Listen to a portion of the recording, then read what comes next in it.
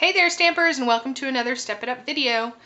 This week is the vintagey Paris thing that I've been stuck on.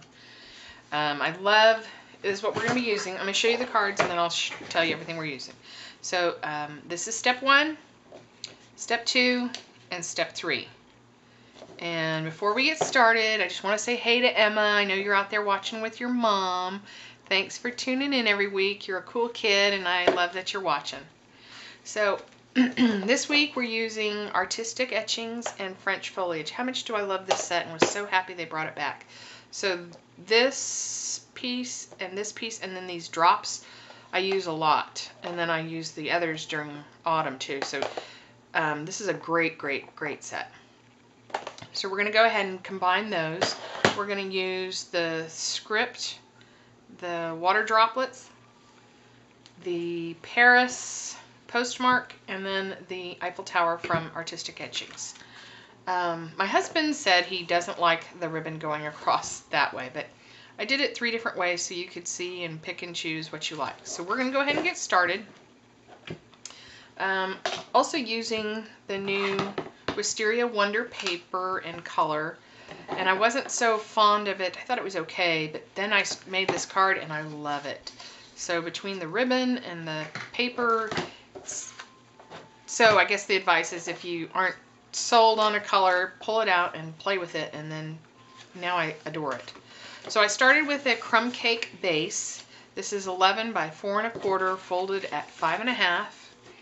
And then I have a piece of cardstock cut down 1/4 inch.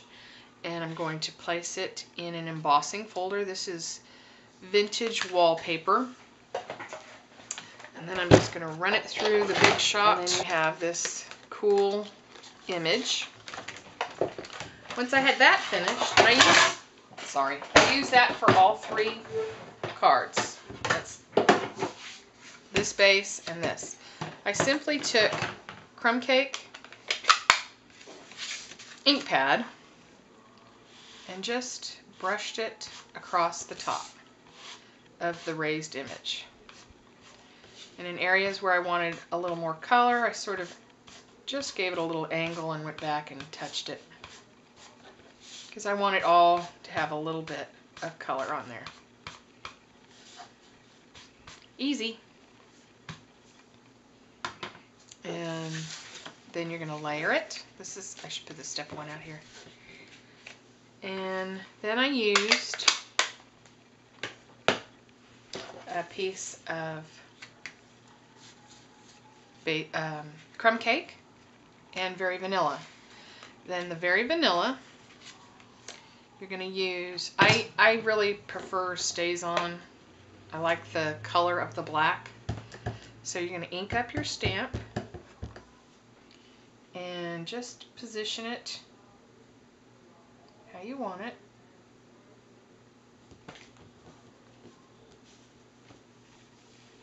I'm all wonky. My thing's wonky here.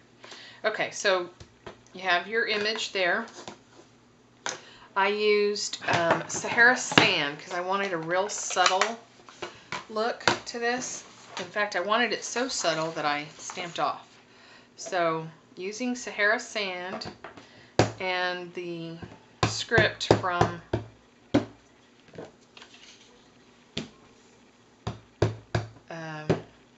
French foliage, I just sort of stamped off and stamped on, and you can over stamp, it's fine.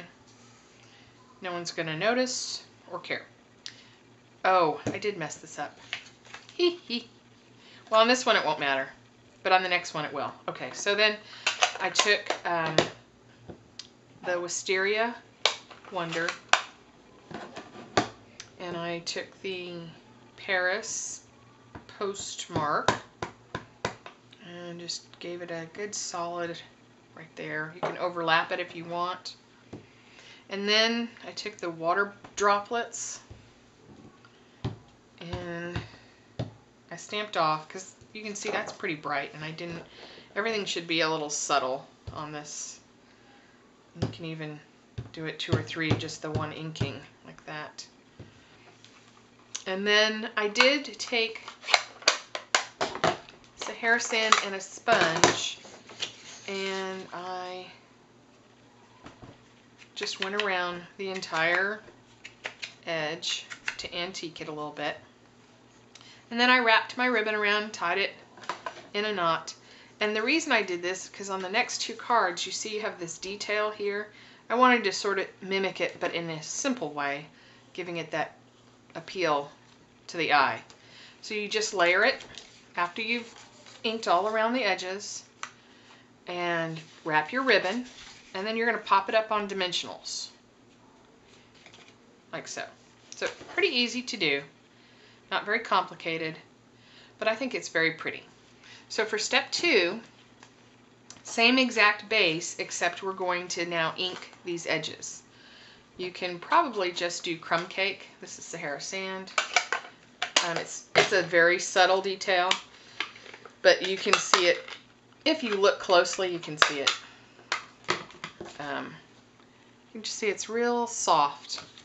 And that's all you're going to do is go all the way around your edges and your card base too. It really is a subtle detail, and you might think, well, I can't even tell, but you can when you're up close, when you see the difference between one that has been sponged on the edge and one that hasn't. And it just sort of adds to the whole feel of being antiqued. Okay, so you'll do both the card base and this wisteria piece. Now for this card, we did a couple extra steps. We still have this base, but this time we added a piece of first edition that is the exact same size as this piece. I'm going to turn this over, because for this image you're going to need to stamp it over. It's bleeding through. Sorry about that. And I don't have another one cut, but for the sake of demonstration, you'll get it. I'm just moving it over to the far left. Oh, I'm a mess. You're going to layer these two together, but first you're going to tear this edge. I should have done this in black, sorry. And then you're going to tear this edge, and then you're going to adhere this onto the first edition, like so, and then you're going to ink the edges. Actually, I did this wrong.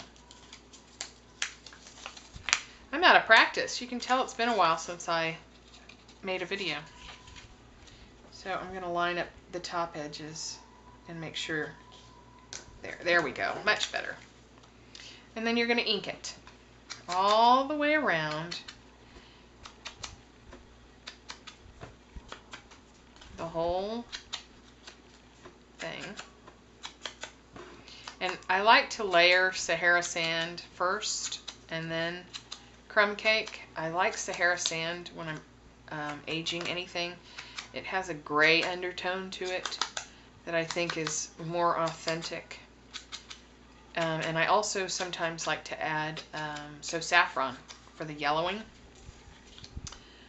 You're going to go back and do those same bits with the water and the script. I'm going to see if I can kind of match this up.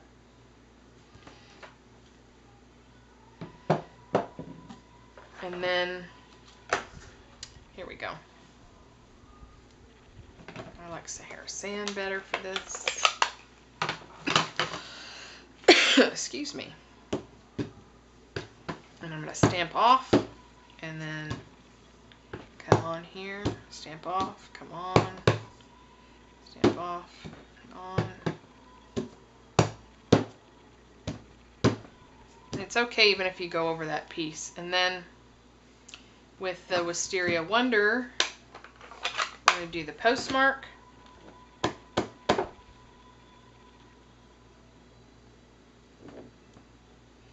And then the water blots.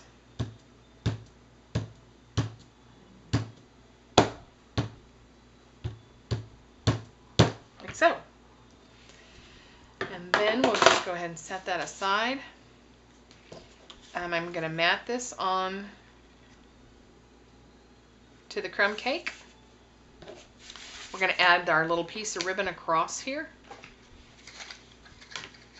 You could even position your Eiffel Tower higher and then not cover it, because my husband hated that I covered it. It didn't bother me. So just tie your knot, adhere it down, and then the last little touch. Have you played with these library clips? So cute.